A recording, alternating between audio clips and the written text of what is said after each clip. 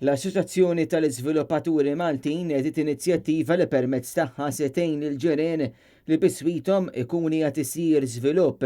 Din l-inizjattiva se tibda mill-ewwel ta' Settembru li ġej. Id-dettalji ta' din l-iskema tħabbru l-ġimgħa waqt konferenzi tal-aħbarijiet fejn il-President tal-MDA Sandro Ketkuti spjega li l-ġirien se jkunu jistgħu iqabdu perit tal-għażla tagħhom sabiex ikun jista' jevalwa rapporti relatati mal-iżvilupp. L-ispejjeż tal-perit se jkun qiegħed iħallas għalihom l-iżviluppatur stess.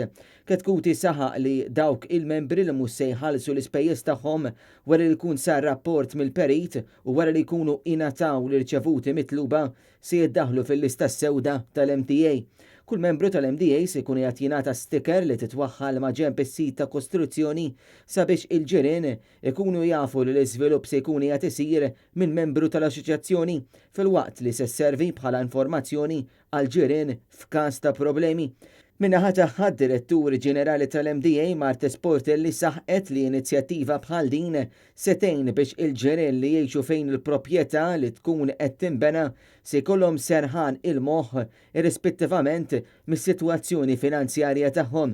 Hija appellat lil dawk l-iżviluppaturi li mhumiex fl-MDA biex huma wkoll jaddottaw din l-inizjattiva. Intant fil-ġemat li ġejjin l-MDA se tkun qed tagħmel kampanja ta' informazzjoni għal pubbliku biex ikun marraf ukoll dwar id-drittijiet li wieħed għandu waqt li jkun għaddej xogħol ta' żvilupp.